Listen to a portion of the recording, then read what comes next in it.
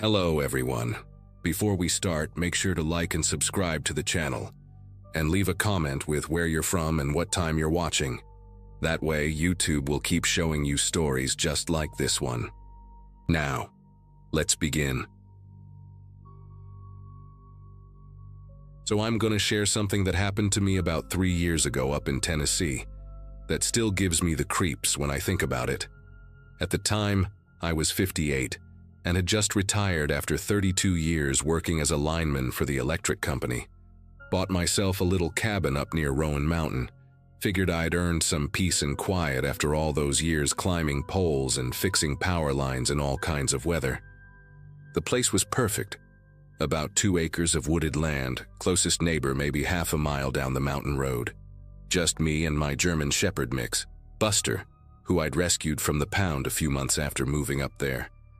The cabin wasn't fancy, but it had everything I needed.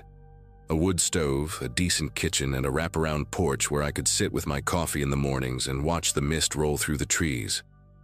Life was simple, exactly how I wanted it after decades of dealing with power outages and emergency calls at all hours. The whole thing started on a Tuesday night in late October. I remember it was unseasonably warm for that time of year, maybe mid-60s even after dark. I'd spent the day splitting firewood and had just settled into my recliner with a beer and the evening news when Buster started acting weird. He was lying by the front door like he always did, but suddenly his head shot up and his ears went straight. Then he started doing this low, growling thing, not aggressive, but more like he was trying to tell me something. I muted the TV and listened, but all I could hear was the usual mountain sounds. Wind through the pines, maybe an owl somewhere in the distance. Buster kept staring at the door, though, his whole body tense like he was ready to bolt. I figured maybe it was just a raccoon or something getting into the garbage cans, so I flipped the porch light on and looked out the window. Nothing there, just the empty yard and the tree line beyond. But Buster wouldn't settle down, kept pacing between me and the door, whining softly under his breath. Around midnight, I heard it. Footsteps, not the random cracking of branches or leaves rustling. Deliberate, measured steps somewhere outside my bedroom window. I was already half awake because Buster had been restless all evening, getting up and lying back down every few minutes. The sound was soft but distinct, like someone trying to walk quietly but not quite managing it. Crunch, pause, moving slow and careful around the side of the cabin. I lay there listening, trying to convince myself it was just a deer or maybe a bear, but the rhythm was all wrong. Too steady, too purposeful. Buster was now standing at the foot of my bed, his fur standing up along his spine, staring toward the window. I could see his silhouette in the dim light from my alarm clock, every muscle in his body coiled tight. The footsteps continued for maybe 2 minutes, circling from the bedroom window toward the back of the cabin, then just stopped. Complete silence except for my own breathing and Buster's soft panting. I waited about 20 minutes before I worked up the nerve to get out of bed and check the windows. Grabbed my old mag light from the nightstand and crept to the bedroom window first, keeping low and peering out through the corner of the blinds. The motion sensor light I'd installed back there should have kicked on if anything bigger than a cat walked by, but it was dark. I moved through the cabin room by room, checking every window, but didn't see anything unusual. The yard looked normal, the tree line was still, and there was no movement anywhere. But when I got to the kitchen window that faces the back of the property, I noticed something that made my chest tighten. There was a clear path pressed into the tall grass that runs along the back edge of my property line, like someone had walked back and forth along it multiple times. The grass was bent down in a line maybe 2 feet wide, running parallel to the cabin about 30 yards out. I'd been living there for almost 2 years and had never seen anything like that. The path was too straight and too deliberate to be from animals, and it definitely wasn't there when I'd been out back earlier that day working on the wood pile. The next morning, I walked out to get a closer look at that path in the grass. In the daylight, it was even more obvious, a worn track that ran along the entire back edge of my property, maybe 100 yards long. The grass wasn't just bent. It was actually worn down in places, like someone had been walking this route regularly for a while. What really got to me was finding a couple of cigarette butts along the path, the kind with filters, not the hand-rolled ones you might expect from some old-timer living off the grid. These were fresh too, maybe a day or two old at most. I also found what looked like heel prints in a muddy spot near the corner of the property, size 10 or 11 work boots from the look of them. I took some pictures with my phone and spent the rest of the morning walking the entire perimeter of my land, looking for anything else out of place. Found a couple more cigarette butts near the front edge of the property, and what might have been a boot print by the mailbox. The whole thing felt like someone had been watching the cabin, learning my routines, maybe planning something. That evening, I made sure all the doors and windows were locked tight and kept a baseball bat by my bed. Buster seemed more relaxed during the day, but as soon as the sun went down, he started that same restless behavior from the night before. Around 11 o'clock, I heard them again, those deliberate footsteps, this time coming from the front of the cabin. I grabbed my flashlight and the bat and went to the living room window. The footsteps were louder now, more confident, like whoever it was didn't care as much about being quiet. I could hear them moving across the gravel driveway, then onto the wooden steps of the front porch. The porch boards creaked under the weight, slow and deliberate, like someone was testing each step. Buster was practically vibrating with tension, his lips pulled back in a silent snarl. I held my breath and listened as the footsteps moved across the porch, paused at the front door for what felt like forever, then continued around toward the side of the cabin. The motion lights should have been triggering, but they weren't. That's when I realized whoever this was had probably disabled them somehow. I decided I'd had enough. Grabbed my .38 from the gun safe and chambered around, then unlocked the front door and stepped out onto the porch. The night air was cool and still, with just a sliver of moon giving off barely enough light to see the outline of the trees. I listened hard but couldn't hear anything now. No footsteps, no rustling, nothing. Called out in my loudest voice, "I know you're out there. This is private property and you need to leave right now." My voice echoed off the trees and seemed to hang in the air for a long time. No response. I stood there for maybe 10 minutes, straining my ears and scanning the darkness, but it was like whoever had been there just vanished. The silence was almost worse than the footsteps had been. I went back inside and spent the rest of the night sitting in my recliner with the gun in my lap, dozing off and on but never really sleeping. Buster curled up right next to my chair, which he'd never done before, and kept lifting his head every few minutes to look toward the windows. The next morning I found the real evidence that changed everything. I'd been putting off checking the back of the cabin because, frankly, I was scared of what I might find. But the sunlight gave me enough courage to walk around the entire perimeter, looking for clues about what had been happening. When I got to the far back corner where the cabin sits closest to the tree line, I saw something that made my knees go weak. There were wires strung between two trees at exactly ankle height, maybe 6 inches off the ground. Not one or two, but 4 separate wire traps spread across about 20 feet of space, positioned perfectly to catch someone walking from the cabin toward the woods.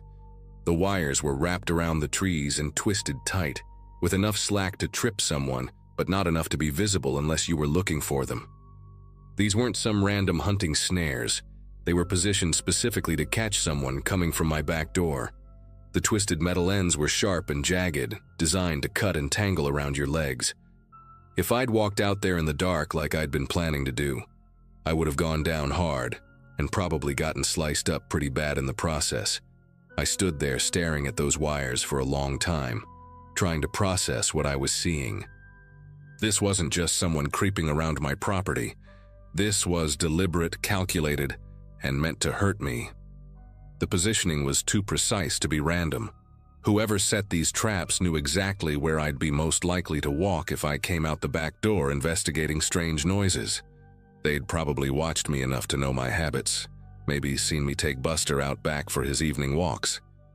The thought that someone had been studying me, planning this whole thing, made me feel sick to my stomach. I carefully took pictures of each wire trap from different angles, then used my wire cutters to remove them all. The metal was fresh, probably put up within the last day or two. As I was cutting the last one, I noticed something else that made the whole situation even more disturbing. There were footprints in the soft dirt around the trees, but they were small, maybe a size 7 or 8 boot, not the larger prints I'd found by the mailbox. Either there were 2 people involved in this, or someone was deliberately trying to confuse me. That afternoon, I drove straight to the sheriff's office in town and filed a report. Deputy Johnson listened to my story and looked at the photos on my phone, but I could tell he was having trouble taking it seriously. He kept asking if I had any enemies, if I'd had any disputes with neighbors, if maybe I'd been drinking when I heard the footsteps. When I showed him the pictures of the wire traps, his attitude changed completely. He said he'd never seen anything like that in 20 years of police work, and that level of premeditation usually meant someone was planning something much worse than just harassment. He promised to have a patrol car swing by my place a few times over the next week, and told me to call immediately if I saw or heard anything else. But I could tell he thought this was probably just a one-time thing, maybe some kids playing a prank or someone with a grudge who'd gotten it out of their system. He had no idea how wrong he was. I spent the rest of the day at the hardware store, buying motion-activated cameras, better locks, and a floodlight system that would light up the entire perimeter of my property. If someone was going to come back, I wanted to be ready for them. I spent the entire next week installing my new security system and barely slept more than a few hours at a time. The cameras were positioned to cover every angle around the cabin, and the floodlights would turn the whole area bright as day if anything bigger than a squirrel moved out there. For 3 nights, everything was quiet. No footsteps, no strange behavior from Buster, nothing. I started to think maybe whoever it was had moved on or gotten scared off by my confrontation that night. But on the 4th night, around 2 a.m., every single floodlight around my cabin blazed to life at once. I grabbed my gun and ran to the window, expecting to see someone caught in the lights. Instead, I saw something that made me realize just how serious this situation had become. Every single camera I'd installed had been destroyed, not just unplugged or knocked down, but completely smashed with what looked like a sledgehammer. The motion sensors for the lights had been disabled too, but not before capturing whoever did it on the one camera they'd missed. A trail cam I'd hidden in a tree about 50 yards out. When I checked the footage the next morning, I saw a figure in dark clothing and a ski mask systematically destroying my security system with methodical precision. They knew exactly where everything was positioned, like they'd been watching me install it all week. But here's the thing that really terrified me. In the final seconds of footage before that camera got destroyed too, the figure looked directly at it and waved. That same morning, I called Deputy Johnson and told him I was packing up and leaving. He tried to convince me to stay, said they'd increase patrols and maybe set up a surveillance operation, but I'd had enough. Whoever this was had escalated from harassment to property destruction, and I wasn't going to wait around to see what came next. I spent 2 days packing up my essentials and arranging to rent a place in town while I figured out what to do with the cabin. On my last night there, I sat on the porch with Buster and my .38, just waiting to see if they'd show up one final time. Around midnight I heard them, those same deliberate footsteps, but this time they came right up to the edge of the porch. I couldn't see anyone in the darkness, but I could feel them there, maybe 10 feet away, just standing and watching. I called out that I was leaving and wouldn't be back, that they'd won and could have the place. The footsteps moved away slowly, and I never heard them again. I sold the cabin 6 months later to a family from Atlanta, who turned it into a vacation rental. Far as I know, they've never had any problems, but I sometimes wonder if whoever was stalking me is still out there in those mountains, waiting for the right target to come along.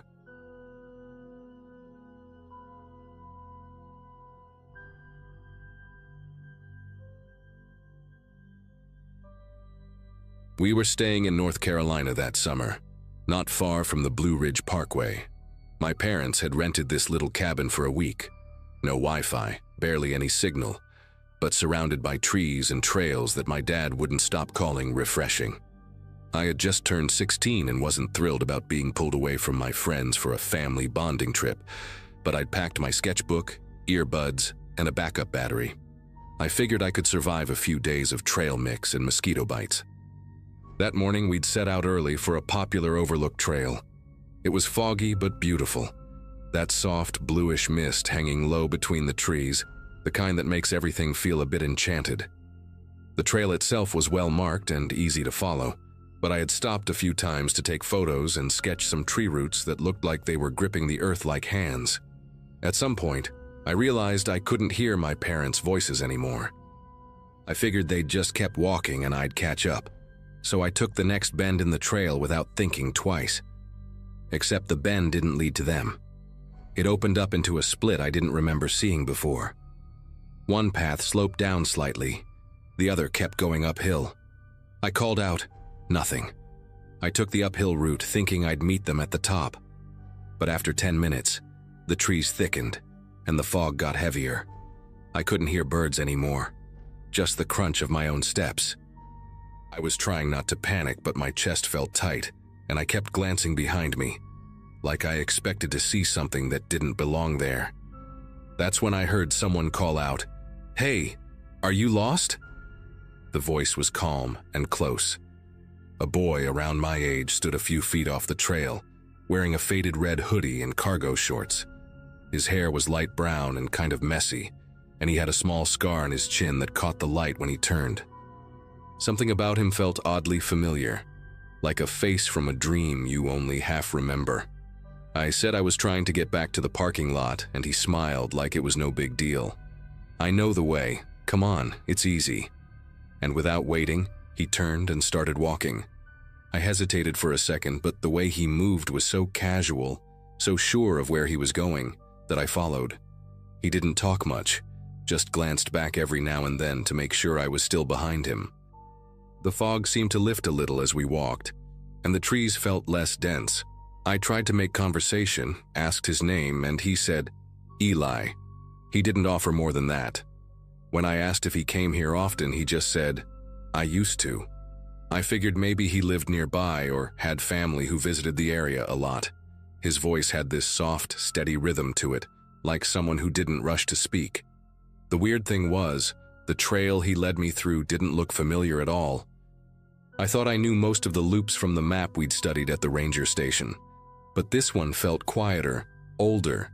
The trees were taller here, and I noticed carvings in one of them, initials, dates, faded with age. Eli touched one as we passed and said, "That one's mine." I asked what he meant, but he just shrugged like it wasn't important. We crossed a wooden footbridge that creaked under our steps and passed a collapsed stone wall, half swallowed by vines. None of this had been on the trail earlier. Still, after about 20 minutes, I saw the parking lot up ahead, the line of cars just barely visible through the trees. Relief hit me hard. I turned to thank him, but he was already stepping back toward the woods. "You'll be fine now," he said, then gave a small wave and turned around. I wanted to ask if he needed a ride or if he wanted to come with me, but I didn't. I watched him walk until he was just a blur between the trees. By the time I reached the lot, I spotted my dad near our car, frantically scanning the trail entrance. He looked like he was about to yell, then pulled me into one of those tight, wordless hugs. My mom came running right after, saying they'd been looking everywhere and were about to call for help. I told them I'd gotten turned around but found someone named Eli who helped me back. They asked if he was a ranger or another hiker, but I just said he was a kid, around my age. My dad squinted toward the woods and asked where he was.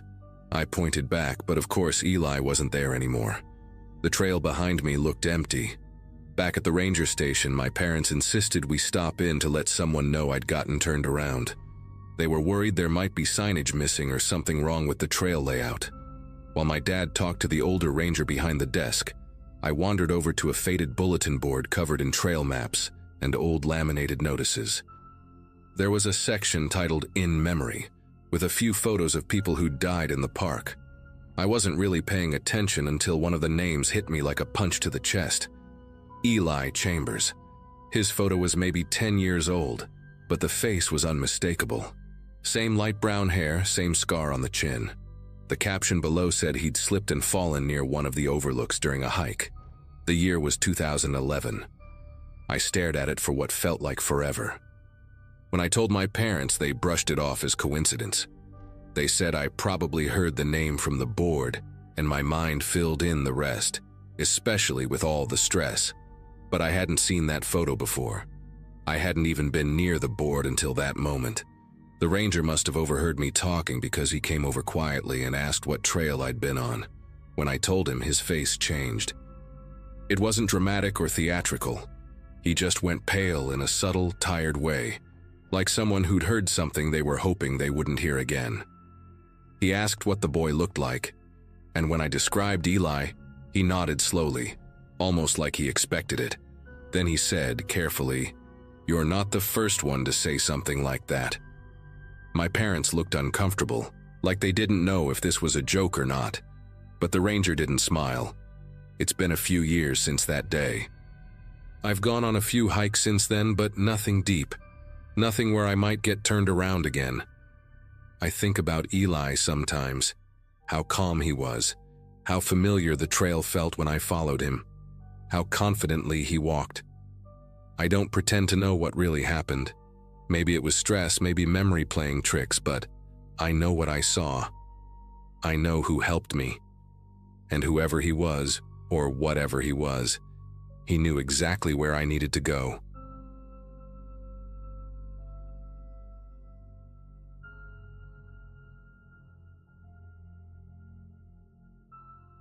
You know how some experiences just stick with you, no matter how much time passes? What happened to me and my daughter Lily during our camping trip last spring is one of those memories that refuses to fade. I'm a single dad, been raising Lily on my own since she was 7, and she's 15 now. We'd been planning this father-daughter camping trip to the Blue Ridge Mountains for months. I work as a mechanical engineer at a small firm in Virginia, and between my crazy schedule and her school activities, we barely got quality time together anymore. The trip was supposed to be our chance to reconnect, just the two of us hiking the trails we'd explored when she was younger. I remember packing our old Coleman tent, the one with the patch on the side from when she accidentally tore it with a marshmallow stick 3 years ago. Everything seemed perfect as we loaded my Ford Explorer that Friday morning in May, with Lily actually excited instead of buried in her phone for once.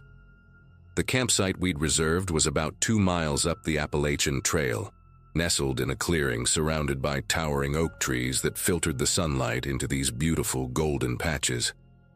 We'd hiked this particular section before, but never camped overnight. Lily had grown so much since our last trip here. She was keeping up with my pace easily now, chatting about her friends and complaining about her math teacher, Mr. Peterson, who apparently gave impossible tests. The weather was absolutely perfect, probably around 70 degrees with a light breeze that carried the scent of wildflowers and pine needles. We set up camp around 3 p.m., and I taught her how to properly stake down the rainfly, something I'd been meaning to show her for ages. She was actually paying attention, asking good questions about why we needed to angle the stakes a certain way. After we finished, we cooked hot dogs over our portable camp stove and shared a bag of trail mix while watching the sun start to dip behind the mountain ridges. For the first time in months, I felt like I had my little girl back, even though she kept reminding me she wasn't little anymore. Around 6 p.m., we were sitting on a fallen log about 50 feet from our tent, playing 20 questions and watching for wildlife, when this guy just appeared on the trail. I mean, he literally seemed to materialize out of nowhere. 1 second we were alone, the next second there he was, maybe 30 yards away, walking toward us with this strange, uneven gait. He looked to be in his 40s, average height, wearing a faded green flannel shirt that was way too warm for the weather, and jeans that were absolutely filthy, like he'd been rolling around in the dirt. His hair was dark and greasy, hanging in clumps around his face, and he had this patchy beard that looked like it hadn't been trimmed in weeks. But what really caught my attention were his eyes. They had this glassy, unfocused quality, like he was looking through us rather than at us. He was carrying a small backpack that looked practically empty, and his boots were caked with mud that seemed fresh, which was weird because it hadn't rained in days. As he got closer, I noticed he was breathing heavily, like he'd been running or hiking at an intense pace for a long time. "Excuse me," he called out when he was about 10 feet away, his voice hoarse and scratchy. "I'm really sorry to bother you folks, but I'm wondering if you might have any water to spare." There was something about the way he said it that made me uncomfortable, not the request itself, which was perfectly reasonable, but the way his eyes kept darting around our campsite, taking inventory of everything we had. Lily instinctively moved closer to me, and I could feel her tense up beside me. The man's clothes reeked of sweat and something else I couldn't quite identify, maybe unwashed wool or damp earth. His fingernails were caked with dirt, and there were these red scratches all over his forearms, like he'd been pushing through thick brush. "I've been hiking for, well, I'm not really sure how long," he continued, running a dirty hand through his hair. "I think I might have taken a wrong turn somewhere back there." He gestured vaguely toward the trail behind him, but his movement was jerky and uncoordinated, like he wasn't quite sure where he was pointing. The whole interaction felt surreal, like we were talking to someone who wasn't completely present in the moment. Of course, I couldn't just turn the guy away. My dad raised me to help people when they needed it, and refusing someone water in the wilderness seemed downright cruel. "Sure, no problem," I said, getting up from the log and walking toward our tent where we kept our water supply. Lily stayed put, watching the stranger with obvious unease. I grabbed one of our extra water bottles, a blue Nalgene that was about 3/4 full, and handed it to him.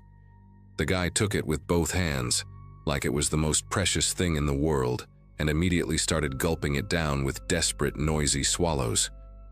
Water dribbled down his chin and onto his shirt, and he didn't seem to care at all. "Thank you so much," he said between gulps. "You have no idea how much this means to me." But here's the thing that really bothered me. While he was drinking, his eyes kept scanning our campsite, lingering on our tent, our backpacks, the cooler where we kept our food. It wasn't casual curiosity. It was like he was memorizing the layout, cataloging everything we had. When he finished drinking, he held onto the bottle for a moment too long, turning it in his hands like he was considering keeping it. "Are you camping nearby?" I asked, trying to sound friendly while also gathering information. Something about this whole situation was making my parental instincts go haywire. The guy looked at me with those unfocused eyes and shook his head slowly. No, I'm just trying to get back to my car," he said, but his voice trailed off like he wasn't sure that was true. "I parked somewhere down the mountain, but everything looks different now. The trails, they're not where I remember them being." He handed me back the empty bottle, and his fingers were ice cold despite the warm weather. "You folks seem like you know what you're doing out here." "Been camping long?" The question seemed innocent enough, but the way he asked it with that intense stare made me want to end this conversation quickly. Lily hadn't said a word the entire time, which wasn't like her at all. She was usually pretty social, even with strangers, but she was sitting rigidly on that log, watching this guy like he was a wild animal that might bolt at any second. "Just got here today," I answered, deliberately vague. "Planning to head out tomorrow morning." I wasn't sure why I lied about our departure time. We were actually planning to stay another night, but some instinct told me not to give him our real schedule. The stranger nodded slowly, but I could tell he was processing what I'd said, maybe filing it away for later. "Tomorrow morning, that's good," he said, and there was something in his tone that made my skin crawl. "It's not safe to stay out here too long. People go missing in these mountains." He said it so casually, like he was commenting on the weather, but the words hung in the air between us like a threat. Lily's eyes went wide, and she finally spoke up. "Dad, we should probably start getting dinner ready." Smart girl. She was giving us an excuse to end this conversation. The man's head snapped toward her voice, and for just a second, his expression changed. The glassy, confused look was replaced by something much more alert and calculating. "Pretty daughter you got there," he said, and the way he said it made every alarm bell in my head start ringing. "She's got good instincts. You should listen to her." He shouldered his nearly empty backpack and started backing away from our campsite. but he kept his eyes on us the whole time. "Thanks again for the water. Maybe I'll see you folks around." Then he turned and walked back down the trail, but not in the direction he'd come from originally. He headed toward the deeper part of the forest, where the trail split into several smaller paths that led to more remote camping areas. We watched him disappear into the trees, and I felt this overwhelming urge to pack up everything and leave immediately. But it was getting dark, and hiking down the mountain in the dark with Lily would be dangerous. "Dad, that guy was really weird," Lily said, her voice barely above a whisper. "Did you see how he kept looking at our stuff, and the way he stared at me when I talked?" I had seen it, and it made me sick to my stomach. "Yeah, sweetheart, I noticed that too. But he's gone now, and we're going to be fine." I tried to sound confident, but honestly, I was already running through contingency plans in my head. We spent the rest of the evening trying to act normal, cooking our dinner and talking about school and her friends, but I could tell we were both on edge. Every sound from the forest, every snapping twig, every rustle of leaves, made us both jump.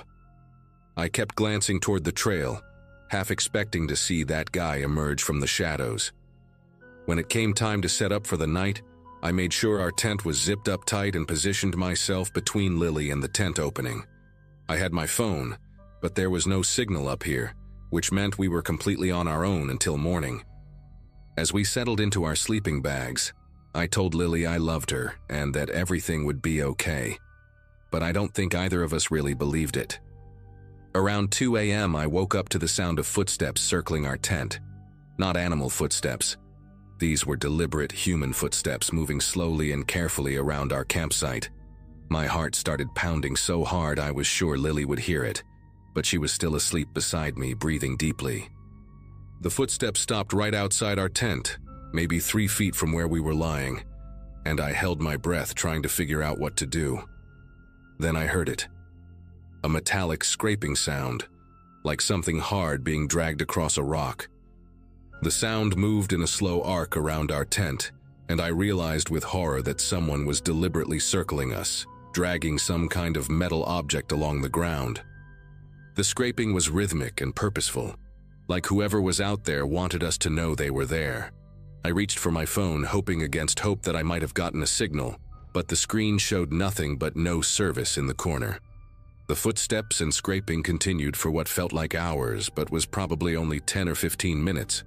Then everything went quiet, and somehow that silence was even more terrifying than the sounds had been. I lay there, perfectly still, straining my ears for any hint of movement, but all I could hear was the normal forest sounds: crickets, wind through the trees, the distant hoot of an owl. I must have dozed off eventually because the next thing I knew, sunlight was filtering through the tent fabric and Lily was shaking me awake. "Dad, there's something outside," she whispered, her voice tight with fear. I unzipped the tent flap just enough to peek out, and what I saw made my heart sink. There were gouges in the dirt all around our tent, deep scratches that formed a perfect circle, like someone had used a crowbar or similar tool to mark the ground. The scratches were fresh, maybe an inch deep, and they went all the way around our campsite. Near the fire pit, I spotted something that made my blood run cold: muddy boot prints that matched the ones I'd seen on the stranger's feet the day before. But these prints were everywhere, crisscrossing our campsite like he'd been walking around freely while we slept. Some of the prints were right next to our tent, so close that he could have reached out and touched the fabric. I counted at least 20 different prints, which meant he'd been out there for a long time, probably watching us sleep. The worst part was finding what looked like a makeshift shelter about 50 yards into the woods, a lean-to made from branches and leaves that hadn't been there when we'd arrived. Someone had been camping within sight of us, and we'd had no idea. We packed up our campsite in record time, both of us barely speaking as we stuffed everything into our backpacks.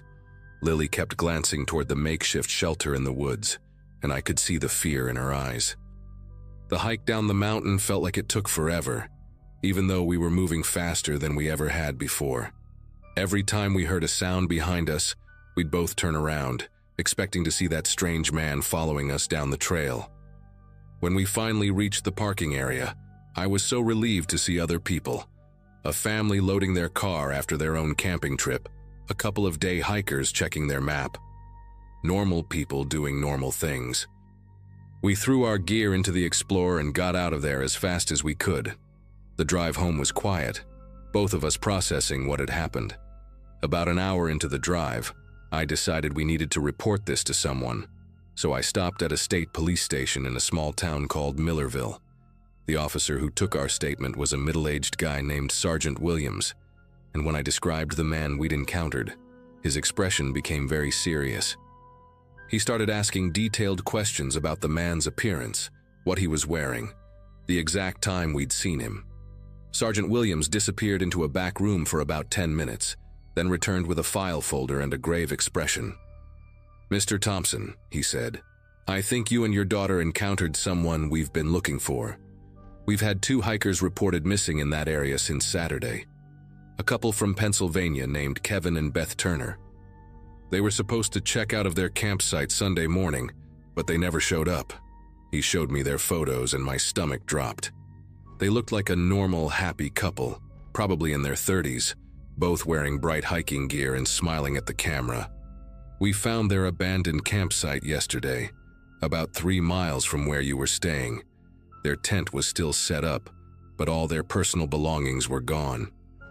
We also found evidence of someone else having been at their site, boot prints that didn't match theirs, and signs that someone had been watching them from the woods."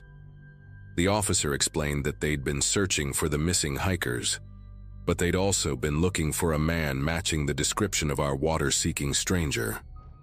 Apparently, he'd been spotted by other campers in the area over the past few weeks, always asking for help, always seeming disoriented, always disappearing back into the forest. They suspected he was living rough in the mountains, possibly suffering from mental illness or drug addiction. "The crowbar scratches around our tent," Williams said, "were likely his way of marking territory or sending a message." The good news was that our report gave them enough information to intensify their search efforts, and within a week, they'd found both the man and, tragically, evidence of what had happened to the missing hikers. I never got all the details, but I know the man was arrested and the case was closed. Lily and I never went back to those mountains, and to this day she won't go camping anywhere without cell phone service. Sometimes I wonder what would have happened if we'd stayed that second night like we'd originally planned, but honestly, I'm just grateful we made it home safely.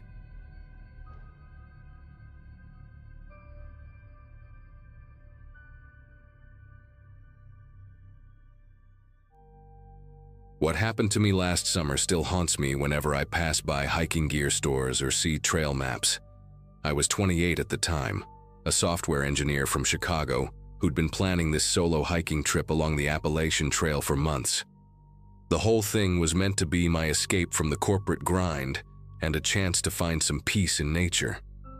I'd been training for weeks, researching trail conditions and mapping out shelter locations with obsessive detail. This was supposed to be therapeutic, just me, my backpack, and the wilderness stretching ahead. I'd done plenty of day hikes before, but this was my first multi-day solo adventure, and I was honestly pretty excited about proving to myself that I could handle it. The anticipation had been building for months, and I felt ready for anything the trail might throw at me, or at least that's what I thought. The day started off perfect. Clear skies, moderate temperatures, and a gentle breeze that made the miles feel effortless. I'd been hiking for about 6 hours when I reached this small town near the trail, and I decided to grab some supplies and maybe a hot meal before heading to my planned shelter for the night. The local diner was one of those classic small-town places with checkered tablecloths and a waitress who called everyone hun. While I was finishing my coffee, this older guy at the counter, must have been in his 70s, weathered face with deep lines around his eyes, overheard me talking about my hiking plans. He turned around slowly, gave me this serious look, and said something that should have been a red flag. "Whatever you do, don't sleep at Whisper Ridge Shelter tonight." His voice was low and urgent, like he was sharing some kind of secret. Naturally, I asked him why, but he just shook his head and muttered something about, "Bad things happen there." before turning back to his pie. The waitress, who'd been eavesdropping, rolled her eyes and said the old man was just being dramatic. She explained that Whisper Ridge was perfectly safe, just an old 3-sided wooden shelter about 2 miles up the trail, same as dozens of others along the route. When I pressed the old guy for more details, he just kept repeating that I should find somewhere else to sleep, anywhere else. The whole interaction lasted maybe 5 minutes, but there was something in his eyes that made my stomach twist a little. Still, I'd already planned my route, and the next shelter was another 8 miles away. I was tired, my feet were sore, and honestly, I thought he was just some superstitious local trying to spook the city boy. The rational part of my brain dismissed his warning as small-town folklore. The hike to Whisper Ridge took me through some of the most beautiful forest I'd ever seen. Towering oak trees formed a natural cathedral above the trail, and shafts of golden afternoon light filtered through the leaves in a way that made everything look almost magical. I remember thinking how peaceful it all was, how this was exactly what I'd been hoping for when I planned the trip. The shelter itself was pretty standard, a 3-sided wooden structure with a corrugated metal roof, positioned in a small clearing surrounded by thick woods. There was a fire ring out front, and a wooden table that looked like it had seen better days. The whole place had that musty outdoorsy smell that comes from years of hikers passing through. I dropped my pack on the wooden sleeping platform and started setting up my gear, feeling pretty satisfied with my choice to ignore the old man's warning. The sun was starting to set, painting the sky in brilliant oranges and purples, and I felt completely at peace with the world. I spent the evening doing typical hiker stuff, cooking a simple dinner on my camp stove, writing in my trail journal, and watching the stars emerge as darkness settled over the forest. The silence was incredible, broken only by the occasional hoot of an owl or the rustle of small animals in the underbrush. Around 9 o'clock, I crawled into my sleeping bag and pulled out my headlamp to read for a while. The shelter felt solid and secure, and I was already planning tomorrow's route in my head. I must have dozed off around 10:30, book still in my lap, feeling more relaxed than I had in months. The temperature had dropped nicely, and a gentle breeze was coming through the open side of the shelter. Everything was perfect, almost too perfect, if that makes sense. I should have remembered that the old man's warning wasn't about the shelter itself, but about what happens there after dark. The first whisper came around midnight, and at first, I thought it was just the wind moving through the trees.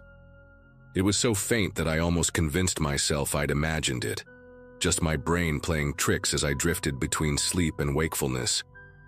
But then I heard it again. Definitely human voices, multiple people talking in hushed tones somewhere just beyond the back wall of the shelter. The sound was muffled but unmistakably real, like people having a conversation they didn't want to be overheard. My heart started beating faster, and I lay there completely still, straining to make out words or figure out how many people were out there. The voices seemed to be moving slowly around the perimeter of the shelter, never getting closer but never going away either.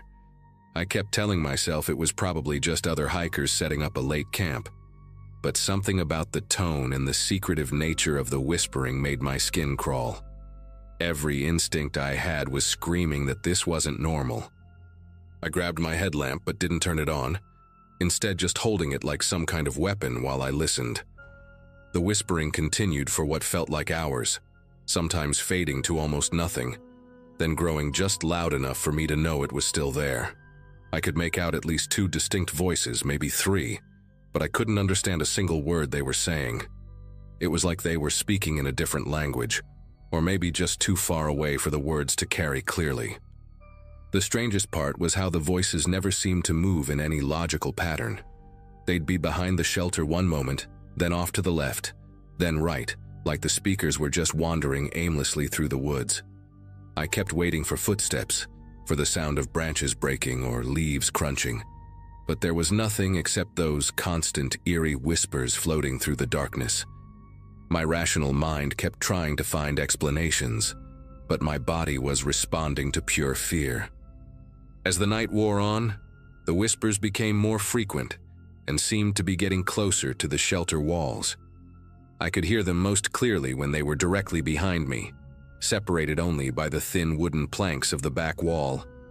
At one point, I swear I heard what sounded like fingers tapping gently against the wood, just a light rhythmic tapping that lasted maybe 30 seconds before stopping. That's when I realized I was holding my breath, afraid that even the sound of my breathing might attract attention to where I was lying. The voices would fade away for 10 or 15 minutes, giving me hope that whatever was out there had moved on. But then they'd return, always in that same hushed, secretive tone. I must have checked my watch 100 times, counting down the hours until sunrise and praying that daylight would bring an end to this nightmare. The worst part was not knowing who or what was out there, or why they were circling my shelter like predators stalking prey. Around 3 in the morning, the whispers suddenly stopped completely. The silence was almost worse than the voices had been, because now I had no way of knowing where they were or what they were doing. I lay there in the darkness, every muscle in my body tensed, waiting for something to happen. My ears were so tuned to the slightest sound that I could hear my own heartbeat pounding in my head. Minutes passed, then an hour, and still nothing. I started to think maybe they'd finally moved on, whoever they were. But then, just as I was beginning to relax, I heard footsteps. Slow, deliberate footsteps moving around the outside of the shelter. These weren't the light steps of someone trying to be quiet. They were heavy, purposeful, like someone who wanted me to know they were there. The steps circled the shelter once, twice, then stopped directly in front of the open entrance. I could see nothing but darkness, but I knew someone was standing there, watching me. The footsteps moved away after what felt like an eternity, and gradually the normal sounds of the forest returned. Crickets, the distant hoot of an owl, the gentle rustling of leaves. But I didn't sleep another minute that night. I lay there clutching my headlamp, watching the entrance of the shelter and listening for any sign that the whispers might return. Every shadow seemed to move. Every sound made me jump. When the first pale light of dawn finally started filtering through the trees, I've never been so relieved to see the sunrise in my entire life. I packed up my gear in record time, not even bothering to make coffee or eat breakfast. All I wanted was to get away from that place and back to civilization. As I shouldered my pack and stepped out of the shelter, I took one last look around the clearing, and I swear I could still feel eyes watching me from somewhere in the dark woods. The peaceful forest from the day before now felt menacing and hostile, like it was hiding secrets I didn't want to know. I practically ran down the trail, putting as much distance as possible between myself and Whisper Ridge. When I finally made it back to that same diner where I'd stopped the day before, I was exhausted, paranoid, and probably looked like I'd seen a ghost. The same waitress was working, and she took one look at me and asked if I was okay. When I told her about the whispers and the footsteps, her face went pale. She disappeared into the kitchen and came back with the old man from the day before. Turns out he was her father and helped run the place. He sat down across from me, his weathered face grave, and told me what I should have learned before I ignored his warning. About 15 years ago, a hiker named Jake Mitchell had been murdered at that exact shelter. He'd been stabbed multiple times while he slept, and his killer had never been caught. The old man said locals had been reporting strange sounds and voices around the shelter ever since, especially on nights when solo hikers stayed there. He looked me straight in the eye and said, "That's why we try to warn people. Some places just aren't meant for the living anymore." I finished my coffee in silence, paid my bill, and drove straight home to Chicago. I never completed that hiking trip, and I haven't been back to any remote trail since. The rational part of my mind wants to believe it was just my imagination, maybe some locals playing pranks, or even just the stress of sleeping alone in an unfamiliar place. But deep down I know what I heard that night was real. Those whispers, those footsteps, that presence watching me from the darkness. It was all connected to what happened to Jake Mitchell 15 years ago. Whether it was his spirit trying to warn me, or something darker that had been drawn to that place by the violence, I'll never know. What I do know is that I should have listened to the old man's warning. Some advice, no matter how strange it sounds, is worth taking seriously. I still wake up sometimes in the middle of the night, thinking I can hear those whispers just beyond my bedroom wall, and I have to remind myself that I'm hundreds of miles away from Whisper Ridge, but the memory of that night will never leave me.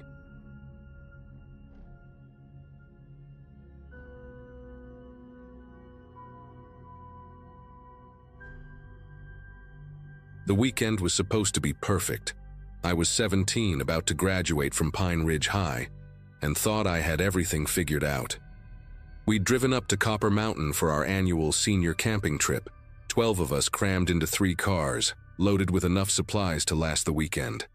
The place was this sprawling wilderness area about 2 hours north of town, known for its pristine lakes and hiking trails that seemed to stretch forever into the forest. I'd been coming here since I was a kid with my family, so I knew the area better than most. The others were content to sit around the fire, drinking beer they'd somehow managed to sneak past the park rangers. But I'd always been the type who needed to move, to explore, to find something new. My friends called me restless, but I preferred to think of myself as adventurous. Saturday afternoon was when everything started to unravel. The sun was hanging low in the sky, casting these long shadows through the pine trees that made everything look like a postcard. Most of the group had settled in for the day. Some were napping in their tents, others were playing cards on a makeshift table made from a cooler and some boards. I'd been sitting with them for maybe an hour, trying to get into the lazy weekend vibe, but my mind kept wandering to Crystal Lake. Was this hidden gem about 3 miles up the mountain trail, tucked away behind a ridge where most tourists never bothered to venture? My dad had taken me there when I was 14, and I'd never forgotten how the water was so clear you could see straight to the bottom, even in the deepest parts. The trail was well marked but challenging, winding through dense forest and over rocky outcroppings that required some serious scrambling. Around 4:30, I made the decision that would change everything. I announced to the group that I was going for a hike, maybe catch the sunset from higher up. Most of them barely looked up from their cards, except for my best friend Jessica, who gave me this concerned look. She had shoulder-length auburn hair and these piercing green eyes that always seemed to see right through people's bullshit. "Are you sure about going alone?"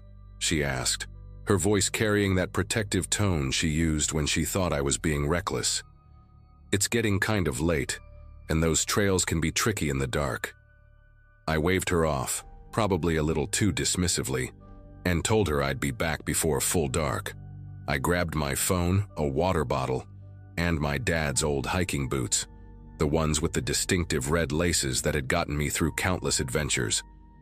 The confidence I felt in that moment was almost intoxicating. The first mile of the trail was exactly as I remembered, a gentle incline through a corridor of towering pines, their needles creating a soft carpet underfoot that muffled every step. I'd always loved this part of the hike because it felt like walking through a natural cathedral, with shafts of golden sunlight filtering down through the canopy in these perfect dust-filled beams. The air was crisp and clean, carrying that distinctive mountain scent of pine resin and damp earth.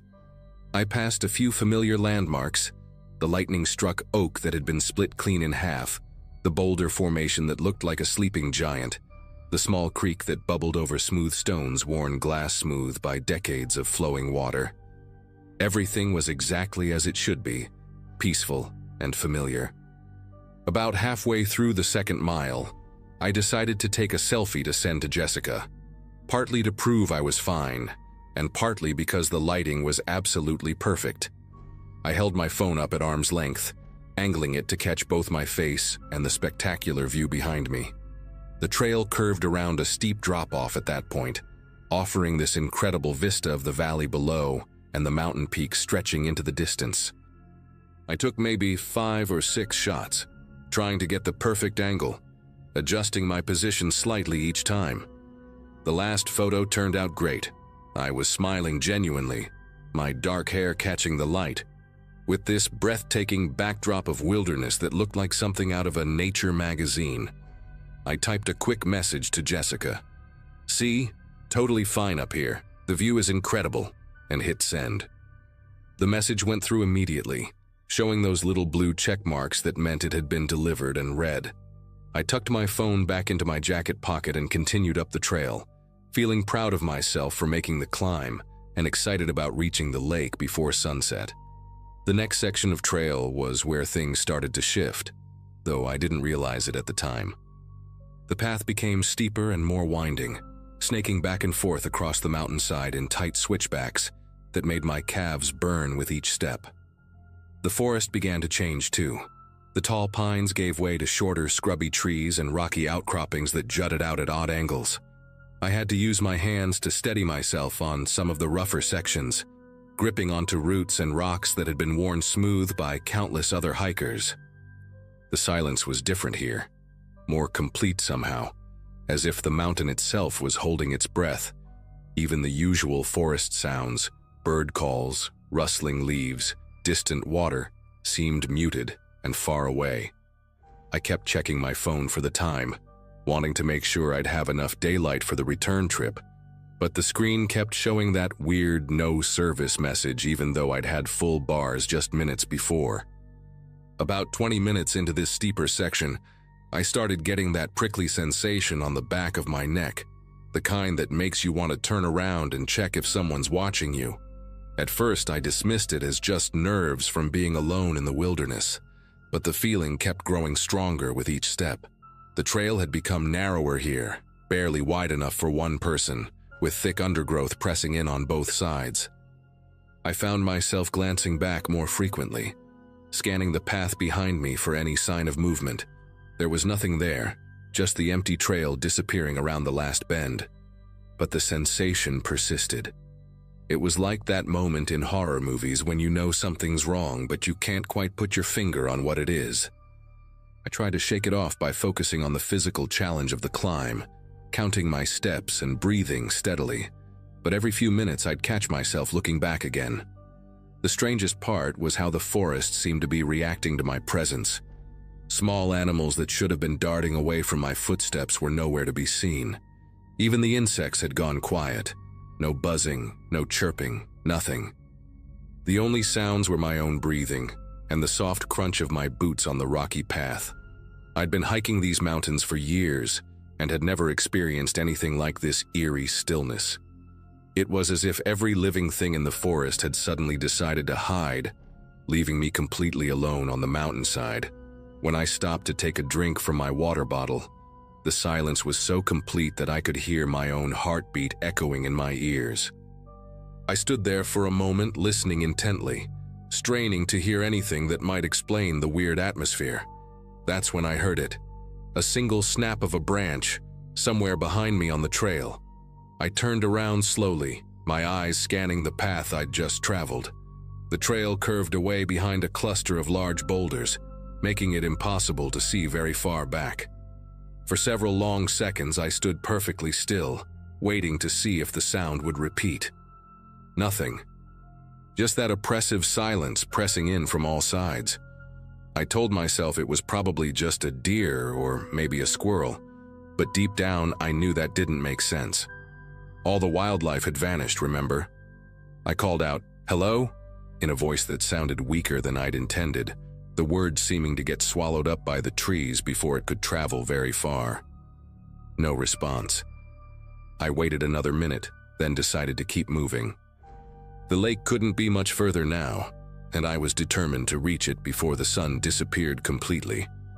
But as I resumed climbing, I couldn't shake the feeling that something was following me, staying just out of sight, matching my pace step for step. The final stretch of trail was the most challenging part, a steep scramble up a rocky face that required all my concentration. I had to put both hands on the rock and essentially climb rather than walk, finding footholds in the crevices and pulling myself up section by section. It was exhausting work, and sweat was dripping into my eyes despite the cool mountain air. About halfway up this last climb, I paused to catch my breath and made the mistake of looking back down the way I'd come. What I saw made my heart race in a way that had nothing to do with the physical exertion. There, maybe 50 yards down the trail, was a figure standing motionless among the trees. It was too far away and too shadowy to make out any details, but it was definitely human-shaped and definitely watching me. The figure was partially obscured by the branches, but I could tell it was tall and wearing dark clothing. Most unsettling of all, it seemed to be perfectly still, not moving at all, just standing there like a statue. I blinked hard, thinking maybe the altitude and exertion were playing tricks on my eyes. When I looked again, the figure was still there, unchanged. I called out again, louder this time. "Hey, are you okay?" My voice echoed off the rock faces around me, but there was no response from the figure below. It didn't wave, didn't call back, didn't even seem to acknowledge that I'd spoken. Pure panic started creeping up my throat, and I made a split-second decision that probably saved my life. Instead of continuing up toward the lake, I started climbing down as fast as I could, half sliding, half scrambling down the rocky slope.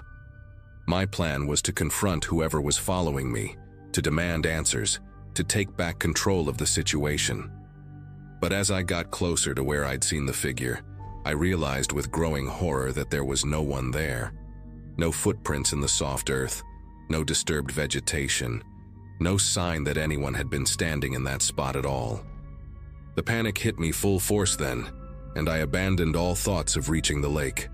I turned around and started running down the trail, my phone clutched in my hand, desperately trying to get a signal so I could call for help. Every shadow seemed to hide a potential threat. Every rustling branch made me jump and look around wildly.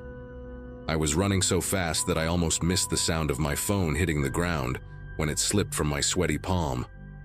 I heard it bounce once, twice, then slide off the edge of the trail and into the thick undergrowth below. I stopped and stared at the spot where it had disappeared, knowing I should climb down to retrieve it, but too terrified to leave the main path. Instead, I kept running, driven by a primal fear that I'd never experienced before. The last thing I remember clearly is reaching the familiar section of trail with the lightning-struck oak, feeling like I was finally getting close to safety. Then everything went black, and the next thing I knew, I was waking up in a hospital bed with Jessica sitting beside me, her face streaked with tears.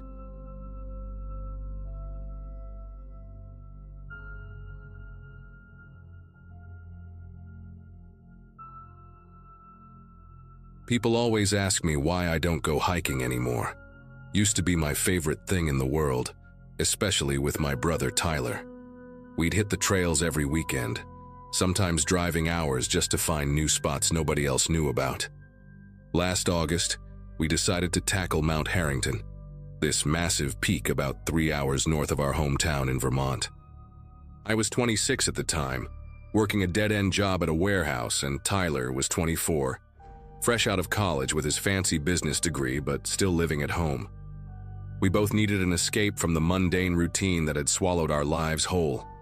The plan was simple: 2 days, 1 night camping, and enough distance between us and civilization to forget our problems for a while.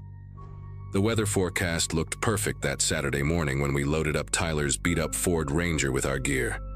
Clear skies, mid-70s, barely any wind. We'd been planning this trip for weeks, studying trail maps and reading reviews online. Mount Harrington wasn't exactly beginner-friendly, but we'd done plenty of challenging hikes before. Tyler was always the more adventurous one, constantly pushing us to try harder trails, go further off the beaten path. I was usually the voice of reason, the one who made sure we had enough water and didn't take unnecessary risks. We complemented each other perfectly, or at least that's what I thought until that day. By the time we reached the trailhead around noon, the parking area was nearly empty except for one other car with out-of-state plates. "Perfect," Tyler said, grinning as he shouldered his pack. "Just the way we like it." The first few hours went exactly as expected. We followed the main trail up through dense pine forest, stopping occasionally to check the map and take photos of the incredible views opening up below us. Tyler was in one of his talkative moods, going on about this girl he'd met at a coffee shop and his plans to finally move out of our parents' house. I was only half listening, mostly focused on the rhythm of my boots against the packed dirt and the way the afternoon sun filtered through the canopy above. Around 3 o'clock, we reached what the map called Eagle's Rest, a flat clearing about halfway to the summit. We decided to take a longer break, sharing a bag of trail mix and planning our route for the final push. That's when Tyler spotted something that wasn't on our map. About 50 yards to the east, barely visible through the trees, was what looked like a narrow ledge jutting out from the cliff face. Tyler's eyes lit up the way they always did when he found something new to explore. He pointed it out, already standing up and adjusting his pack straps. "Come on," he said. "Let's check it out before we head to the campsite." I hesitated, glancing at my watch and then at the thick clouds starting to gather on the horizon. We still had a couple hours of daylight left, but mountain weather could change fast, and I didn't like the idea of wandering off the marked trail this late in the day. But Tyler was already walking toward the trees, and I knew from experience that arguing with him when he got like this was pointless. "Fine," I said, grabbing my pack, but just a quick look. "We're not spending the night up there." Getting to the ledge was trickier than it looked. We had to push through thick underbrush and climb over fallen logs, following what might have been an old animal trail. Tyler went first, as usual, clearing branches and calling back warnings about loose rocks. The forest seemed to close in around us as we moved away from the main trail, the canopy getting thicker and the air cooler. After about 20 minutes of careful navigation, we finally emerged onto the ledge Tyler had spotted. It was bigger than I'd expected, maybe 15 feet wide and 30 feet long, with a sheer drop-off on one side that had to be at least 200 feet down. The view was absolutely breathtaking. You could see for miles across the valley, with the river snaking through the forest below like a silver ribbon. Tyler immediately walked to the edge, peering down into the depths while I stayed back. Never comfortable with heights like that. The ledge itself was covered in loose gravel and scattered with what looked like old camping gear. A few rusted tent stakes, some frayed rope, and the remains of a fire pit someone had built against the back wall. Tyler kicked at the ashes, which looked recent enough to still have some unburned wood fragments. "Somebody's been here recently," he said, crouching down to examine the setup more closely. I wasn't sure I liked that idea. The whole area had an abandoned feeling to it, like people had left in a hurry. There was something unsettling about the way the wind whistled through the rocks behind us, creating these low, hollow sounds that seemed to echo from somewhere deep inside the cliff. Tyler didn't seem bothered by any of it. He was already planning how we could set up our tent on the flat section, talking about how amazing the sunrise would be from this vantage point. I kept checking my watch as we explored the ledge, watching the sun sink lower toward the horizon. The clouds I'd noticed earlier were definitely getting thicker, and the temperature was starting to drop. We needed to get back to the main trail and find our designated campsite before it got too dark to navigate safely. But Tyler was in full exploration mode, poking around the back of the ledge where the cliff wall curved inward, forming a shallow alcove. He'd found some kind of opening back there, just a narrow crack in the rock that seemed to go deeper than expected. "Hey, check this out," he called, already pulling out his phone's flashlight. "I think this might be a cave or something." I walked over reluctantly, not thrilled about the idea of cave exploring without proper equipment. The opening was barely wide enough for a person to squeeze through, and the beam from Tyler's phone disappeared into complete darkness after just a few feet. The wind picked up as we stood there, and I swear the sound coming from that crack changed. Instead of the hollow whistling we'd been hearing, it became something lower, more sustained, almost like moaning. Tyler must have heard it too because he stepped back from the opening, his phone light wavering slightly.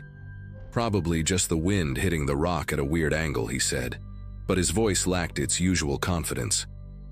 I suggested we head back to the main trail, but Tyler wanted to stay and investigate a little longer. The sun was getting dangerously low now, casting long shadows across the ledge that seemed to move and shift in ways that made my skin crawl. That's when we both heard it clearly for the first time, a sound that definitely wasn't wind. It was muffled and distant, but unmistakably human. Someone was screaming down there in the darkness below the cliff. We both rushed to the edge, Tyler shining his phone light down into the void while I cupped my hands around my mouth and shouted, "Hello, Can you hear us? Are you hurt?" The screaming stopped immediately, like someone had hit a mute button. We waited in complete silence for what felt like an eternity, straining our ears for any response. Then it started again, but this time it sounded different, more desperate, more frantic. There were definitely multiple voices, maybe 3 or 4 people all crying out at once. The sound seemed to be coming from directly below us, but Tyler's light couldn't penetrate far enough into the darkness to see anything. I grabbed my own phone and added its beam to his, but even combined, we couldn't make out any details of what lay beneath the ledge. The screaming continued in waves, sometimes loud enough that I was sure other hikers miles away could hear it, sometimes fading to barely audible whispers. Tyler immediately started dialing 911, but of course we had no cell service up there. We were too far from any towers, surrounded by too much rock and forest. I tried my phone too, moving around the ledge to see if I could find even one bar, but nothing. The screaming was getting more intense now, taking on an almost rhythmic quality that sent chills down my spine. It didn't sound like people calling for help anymore. It sounded like something else entirely. Tyler was already packing up his gear, his face pale in the fading light. "We need to get back to the trail and find a ranger station," he said, his voice tight with urgency. "These people have been stuck down there for who knows how long." We hiked back through the forest faster than we'd ever moved before, branches tearing at our clothes as we pushed through the underbrush.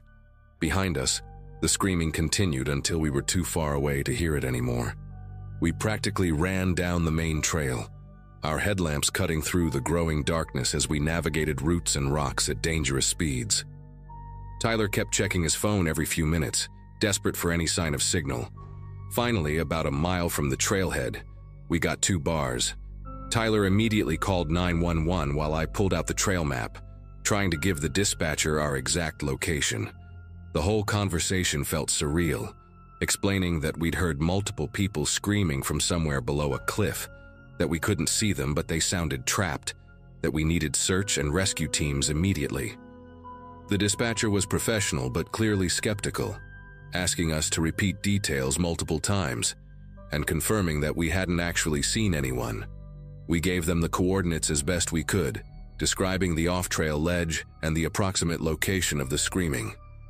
They promised to send teams out at first light, but explained that night rescue operations in that terrain were extremely dangerous and rarely successful. We spent that night in our car at the trailhead, neither of us able to sleep. Tyler kept talking about how we should have tried to rappel down somehow, that we'd abandoned people who were counting on us for help. I kept replaying the sound in my head, trying to convince myself it really had been human voices, and not some weird acoustic phenomenon. Around dawn, we watched 3 search and rescue vehicles arrive, followed by a helicopter that circled the area for hours. The ground team spent the entire day combing every inch of the cliff face below that ledge, using ropes and specialized equipment to access areas that seemed impossible to reach. Late that afternoon, one of the rangers approached our car with a grim expression. They'd found nothing. No people, no bodies, no evidence that anyone had ever been trapped down there. But then he said something that made my stomach turn. "You're not the first ones to report screaming from that exact spot," he told us quietly. "Happens about once a year, always around dusk, always the same description.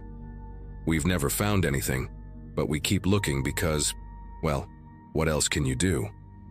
Tyler and I drove home in complete silence, and neither of us has been hiking since. Sometimes I still wake up hearing those voices, wondering if we really did abandon someone that night, or if we stumbled onto something much worse than a simple rescue situation.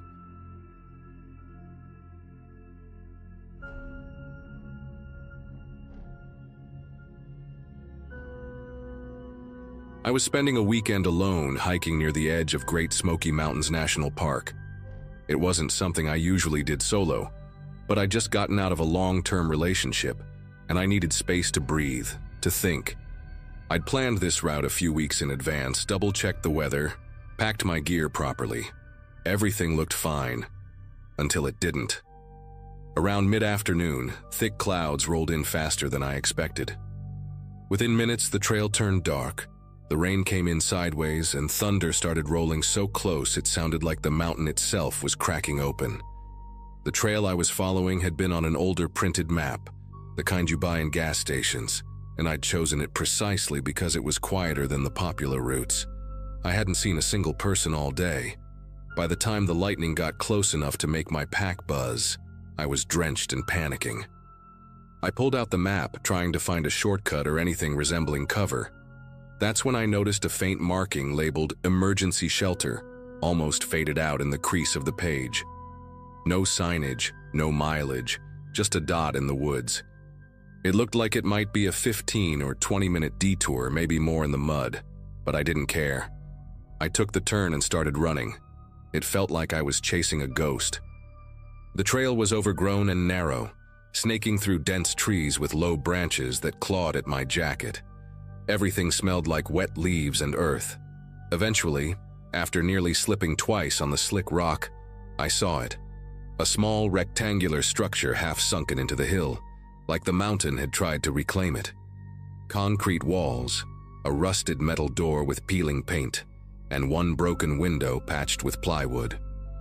It looked abandoned, not exactly welcoming, but I was soaked to the bone and the storm was getting worse. I pushed the door open, it wasn't locked, and stepped inside. At first glance it seemed empty. A concrete floor, a bench built into one wall, a shelf with an old first aid kit, and a couple of folded wool blankets. The air inside was damp and smelled like mildew. But then I noticed a few things that didn't sit right. There was an open granola bar wrapper near the bench, not even soggy like someone had eaten it recently. A plastic bottle half full of water with no dust on it. And tucked into the corner, behind the bench, a shredded fleece jacket, bright red, with one sleeve almost torn clean off. I remember thinking, if this place hasn't been on maps for years, why does it look like someone was just here? I stood there dripping, eyes locked on that torn red sleeve. It wasn't just ripped, it looked like it had been yanked or caught on something sharp. There were faint smears of dirt on the collar too, or maybe something else, darker. I picked it up and felt a strange weight in my chest, like I'd interrupted something that wasn't meant to be seen. I tried to tell myself someone probably just left in a hurry, maybe a ranger or a hiker who got turned around. But nothing about it felt organized. The trash, the clothes, the silence. It felt like I'd walked into the middle of a story I wasn't supposed to read. I tried to distract myself by setting up in the driest corner of the room. I laid out my emergency blanket, changed into a spare pair of leggings and a hoodie, and pulled out a protein bar. I didn't have signal inside the shelter, but I checked my phone anyway out of habit. Nothing. I remember sitting there chewing, listening to the rain hammering the roof, thinking about how far I'd wandered from the main trail. The longer I sat in that concrete box, the more aware I became of every sound. Drips, wind slipping through cracks, a groan from the old roof when the wind picked up. It all started to blend together into this low, humming pressure behind my ears. I got up to explore the room a little more. It wasn't big, maybe 12 by 12 feet, and most of it was bare. But behind the shelf with the first aid kit, I noticed something faint on the wall. At first, I thought it was water damage or graffiti, until I got closer and saw the words scratched into the concrete with something sharp. It wasn't a full sentence, just one line. If someone else comes, don't let them in. My breath caught, and I took a step back. The edges of the letters were rough and uneven, like they'd been carved in a rush, with a knife or a rock. I read it again, then a third time. My brain tried to come up with an explanation. Maybe it was an old joke, a leftover from some weird camping trip. But it didn't feel funny. It didn't even feel recent. The message was buried just enough behind the shelf to not be obvious, like whoever wrote it didn't want it seen unless you were really looking. And then I heard it. 3 slow, deliberate knocks on the metal door. Not pounding, just controlled. Like someone knew exactly where they were and they wanted me to know it too. I didn't move. I just sat there on the floor, frozen in place, watching the door. The sound hadn't repeated. No voice followed. No rattling handle or shuffle of footsteps. Just those 3 knocks. Then silence. I remember staring at the seam between the door and the frame, half expecting to see a shadow shift under the gap. Nothing came. Still, I couldn't bring myself to approach it. I just sat there, heart thudding against my ribs, feeling like the walls had gotten smaller without moving an inch. After a minute that felt like 10, I crawled across the floor and turned off my flashlight. The darkness swallowed the room instantly. I didn't even risk switching my phone screen on. I just pressed my back to the wall and stayed there, breathing as quietly as I could. I don't know how much time passed like that. Maybe an hour, maybe 3. At one point I dozed off without meaning to, but every little creak or gust of wind outside snapped me awake again. I never heard more footsteps. No one tried the door, but the sense that someone or something was just standing out there never really went away. When morning finally came, I was stiff and cold and barely able to think clearly. But the moment the light was strong enough to see through the cracks in the door frame, I grabbed my bag, shoved everything inside, and left without looking back. The trail was easier to follow in daylight, and I eventually looped back toward a more familiar path.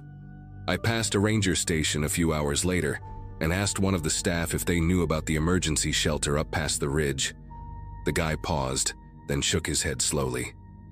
"Used to be one up there," he said. "But it got decommissioned more than 15 years ago. Roof was supposed to be unsafe, place was sealed. You saying it's still standing?" I didn't know what to say, so I just told him I found it by accident and used it during the storm. I didn't mention the jacket or the food wrappers or the writing on the wall, and I definitely didn't mention the knocks. I've never gone back to that part of the park. I still hike, just never alone, and never with old maps. Whatever happened in that shelter, whatever left that warning, I don't think I was supposed to see it, but someone did. Someone was there. And for reasons I'll never understand, they didn't come in.